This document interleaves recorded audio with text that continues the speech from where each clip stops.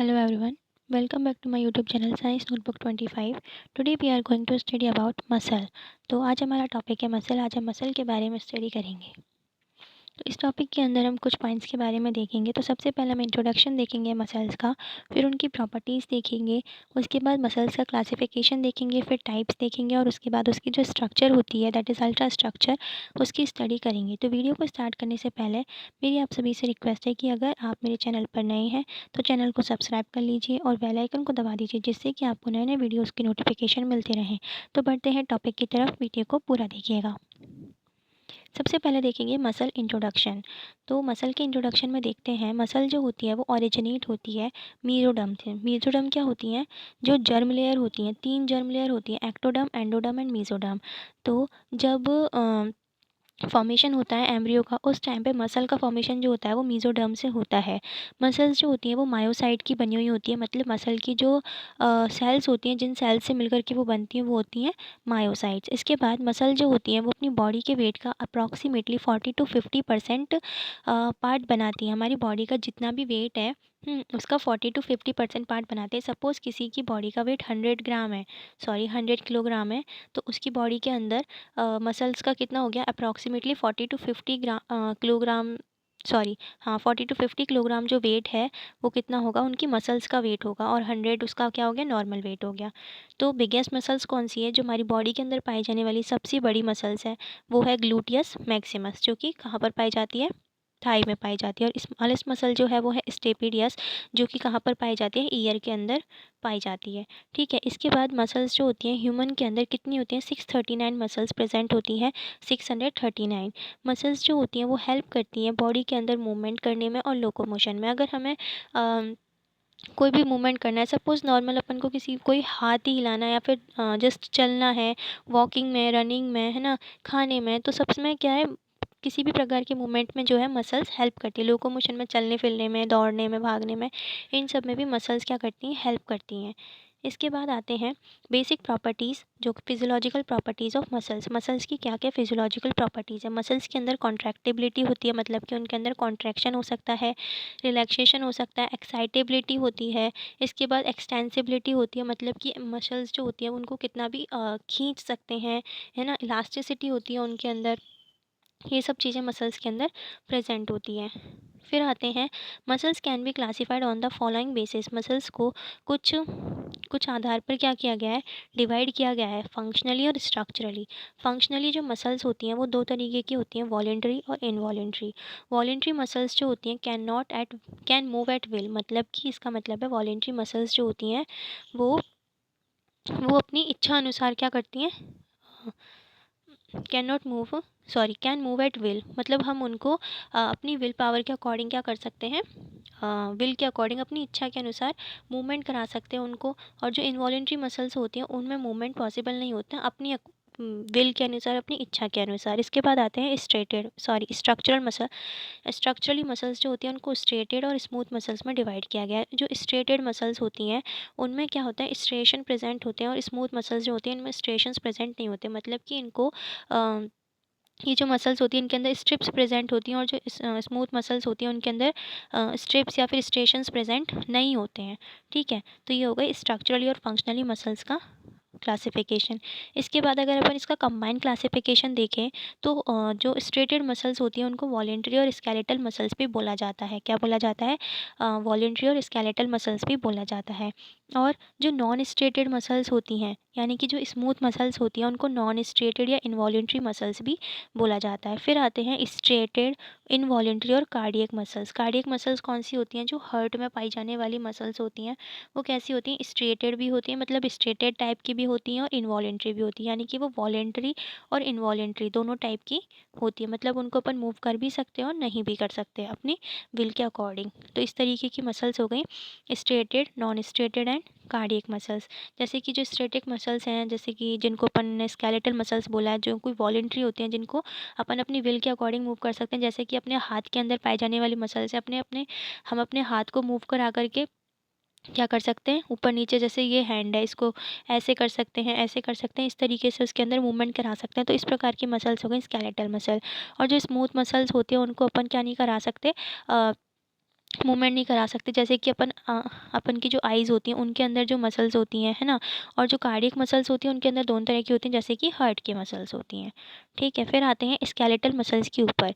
Skeletal muscles जो होती हैं इट अटैच टू स्केलेटन, ये स्केलेटन से अटैच्ड रहती हैं। जो हमारा स्केलेटन है ना, बोनी स्केलेटन है, उससे क्या रहती हैं, अटैच रहती हैं। इसके बाद muscle fibre composed of alternating light and dark strips. इसमें जो मसल फाइबर होते हैं उनके अंदर क्या होती हैं, लाइट और डार्क स्ट्रिप्स प्रेजेंट होती हैं। ये क्या हो गए, मसल फाइबर हो गए। ठीक है, इसके अंदर लाइट स्ट्रिप्स भी प्रेजेंट होंगी और डार्क स्ट्रिप्स भी प्रेजेंट हो गई। ये हो गई लाइट स्ट्रिप्स, और ये क्या होंगी, बीच बीच में डार्क स्ट्रिप्स प्रेजेंट होंगी। ठीक है, इस तरीके से ये हो गई स्केलेटल मसल्स। इनको वॉलेंट्री मसल्स भी बोला जाता है।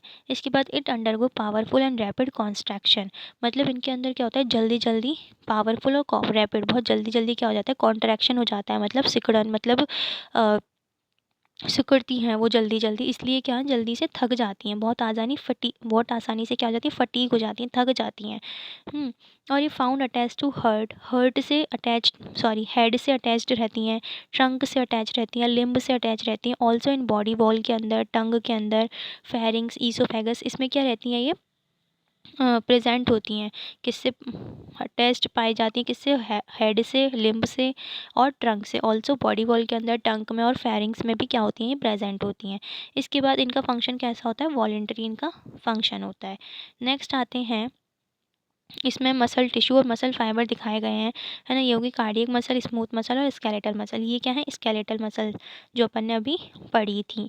ठीक है, इनके अंदर क्या प्रेजेंट होती है, लाइट और डार्क बैंड प्रेजेंट होते हैं, जैसे कि इसमें दिखाया भी गया है। जैसे ये एक मसल फाइबर है पूरा का पूरा, ठीक है, इसके ये एक मायोफाइब्रिल है, इसमें अंदर प्रेजेंट होते हैं। ठीक है, इसमें ये क्या होंगे, स्ट्रेशंस प्रेजेंट हैं, दिख रहे होंगे आपको यहाँ पे, बैंड्स दिख रहे होंगे, तो ये क्या हो गए, स्ट्रेशंस हो गए। और ये इसका न्यूक्लियस है, ये इसके अंदर क्या होते हैं, मायोफाइब्रिल्स के बैंड्स प्रेजेंट होते हैं, मतलब मसल के अंदर क्या होता है, पूरा का पूरा बैंड होता है, ऐसे ऐसे करके उसमें मायोफाइब्रिल्स प्रेजेंट होता है। तो सिंगल एक जो होता है उसको मायोफाइब्रिल बोलते हैं। ठीक है, इसके बाद आते हैं स्मूथ मसल के ऊपर। स्मूथ मसल जो होती हैं वो इलोंगेटेड और स्पिंडल शेप की होती हैं, जैसा कि इसमें दिखाया भी गया है। ये क्या है, स्मूथ मसल, ये इलोंगेटेड हो गई और स्पिंडल शेप की होती हैं। ठीक है, और ये कैसी होती है, इनवॉलेंट्री होती हैं, जिसको एएनएस के द्वारा क्या किया जाता है, कंट्रोल किया जाता है। दैट इज, एएनएस क्या होता है,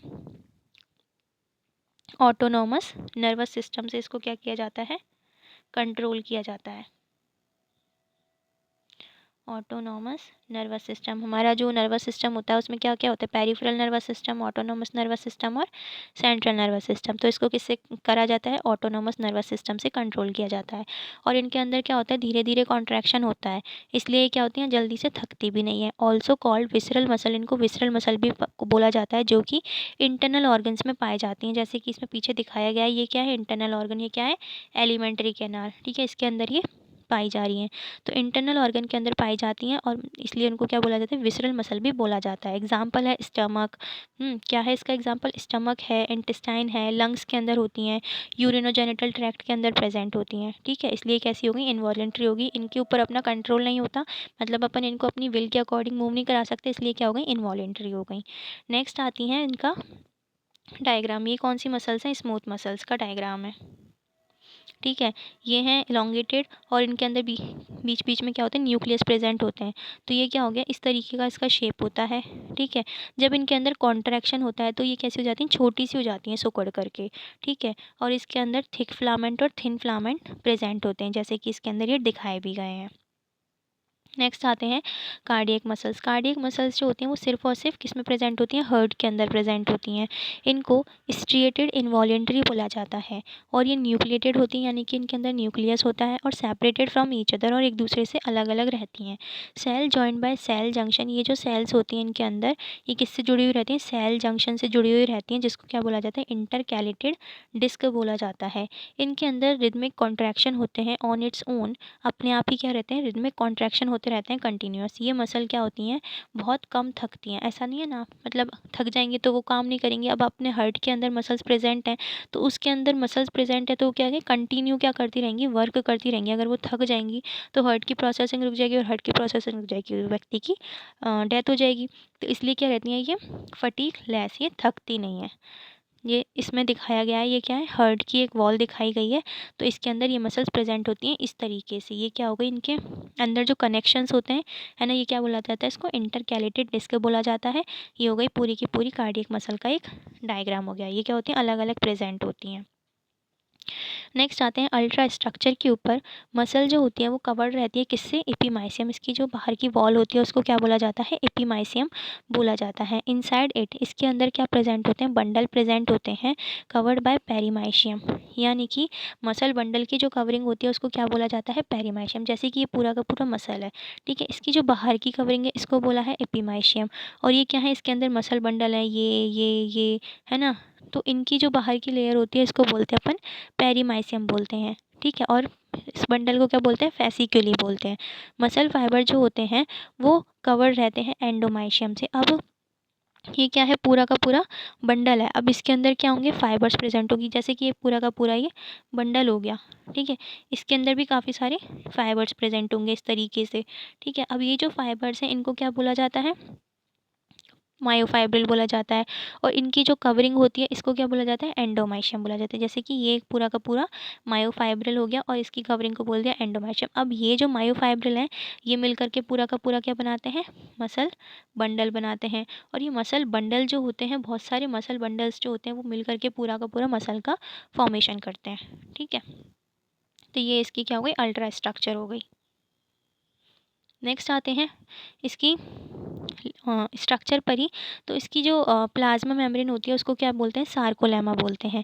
इट कंटेन सार्कोप्लाज्मिक रेटिकुलम। जैसे कि जो सेल होती है उसकी जो मेम्ब्रेन होती है ना, उसके प्लाज्मा, उसको क्या बोलते हैं, प्लाज्मा मेम्ब्रेन बोलते हैं। उसके अंदर का जो मैटर होता है उसको, उसमें क्या होते हैं, एंडोप्लाज्मिक रेटिकुलम प्रेजेंट होते हैं। ऐसे ही इसके अंदर भी सार्कोप्लाज्मिक रेटिकुलम प्रेजेंट होते हैं, जो कि क्या बनाते हैं, टी ट्यूब्यूल्स बनाते हैं। और इसके अंदर डार्क और लाइट बैंड प्रेजेंट होते हैं। तो जो डार्क बैंड होता है उसको ए बैंड या फिर एनाइसोट्रॉपिक बैंड बोलते हैं। और जो लाइट बैंड होता है उसको आई बैंड और आइसोट्रॉपिक बैंड बोलते हैं, ठीक है। अब ये जो आई बैंड होते हैं, है ना, कौन से, आइसोट्रॉपिक बैंड जो होते हैं, उनके अंदर एक सेंटर में लाइन प्रेजेंट होती है जिसको बोला जाता है जेड लाइन। क्या बोला जाता है, Z line. Part between two successive Z line उसको बोलते हैं सार्कोमियर, ठीक है। इसको अपन डायग्राम से समझेंगे। मतलब ये सपोज ये दो जेड लाइन है, इनके बीच का जो पार्ट है इसको बोल दिया सार्कोमियर। और ये जो जेड लाइन है ये कहाँ प्रेजेंट होगी, जैसे कि ये क्या हो गया, आइसोट्रॉपिक बैंड हो गया, है ना, ये आइसोट्रॉपिक बैंड हो गया। इनकी जो सेंटर में प्रेजेंट होगा, सेंटर से क्या निकलेगा, जेड लाइन निकलेगी। तो इसको अपन डायग्राम से देखते हैं। जैसे कि इसमें मसल का डायग्राम दिखाया गया है। ये क्या है, मसल है पूरी की पूरी, है ना। ये किससे कनेक्ट रहती है, टेंडन से कनेक्ट रहती है, विद मतलब बोन से कनेक्ट रहती है with the help of tendons, है ना, एंड लिगामेंट्स, ठीक है। अब ये क्या है, पूरा का पूरा मसल बंडल है ना। इसके अंदर क्या प्रेजेंट होगा, फाइबर प्रेजेंट होगा, एक फेसिकल प्रेजेंट होगा। फिर जब अपन इसको देखते हैं एक मायोफाइब्रिल को, तो इसके अंदर लाइट बैंड और डार्क बैंड प्रेजेंट होते हैं। जो डार्क बैंड प्रेजेंट होते हैं उनको बोलते हैं एनाइसोट्रॉपिक बैंड, और जो लाइट बैंड होते हैं उनको बोलते हैं आइसोट्रॉपिक बैंड। अब जो दो आइसोट्रॉपिक बैंड होते हैं, जैसे कि अपन ने पीछे पढ़ा था, जो लाइट बैंड या आई बैंड होते हैं उनके बीच में क्या होती है, जेड लाइन होती है, ठीक है। तो ये क्या हो गए, आई बैंड हो गए, इनके बीच में ये हो गई जेड लाइन, ठीक है, ये क्या हो गई, जेड लाइन।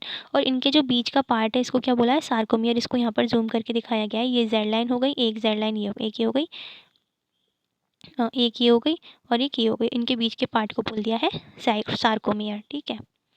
फिर अपन इसमें भी देखते हैं, एक यहाँ पर भी डायग्राम दिखाया गया है, स्ट्रक्चर दिखाया गया है स्केलेटल मसल्स का, जिसमें क्या है, मसल का फेसिकुलर से पूरा मसल बंडल है, ठीक है। इसके अंदर एक मायो, मतलब उसका एक जो फाइबर है उसका बोला गया है मायोफ्लामेंट, ठीक है। इसके अंदर क्या प्रेजेंट होंगे, जो डार्क बैंड होते हैं इनको बोलते हैं ए बैंड। और जो लाइट बैंड होते हैं जो हल्के हल्के प्रेजेंट होते हैं उनको क्या बोला है, आई बैंड बोला है, ठीक है। और ये जो दो क्या है, ए बैंड है, इनके बीच के जोन को क्या बोला है, एच जोन बोला है ना। ये पूरा का पूरा क्या हो गया, आई बैंड, जो लाइट कलर में प्रेजेंट होते हैं। फिर ये जो आई बैंड है इनके सेंटर से क्या निकली हुई है, जेड लाइन, और इस जेड लाइन के बीच के पार्ट को क्या बोला है, सार्कोमियर बोला है। तो ये क्या है, पूरा का पूरा मसल का स्ट्रक्चर है जो कि यहाँ पर भी दिखाया गया है, ठीक है। Thank you. अगर आपको वीडियो अच्छा लगा हो तो वीडियो को लाइक करें, कमेंट करें, शेयर करें, और कमेंट करके बताएं कि आप नेक्स्ट टॉपिक कौन सा देखना चाहेंगे। थैंक यू, मिलते हैं नेक्स्ट वीडियो में, बाय बाय।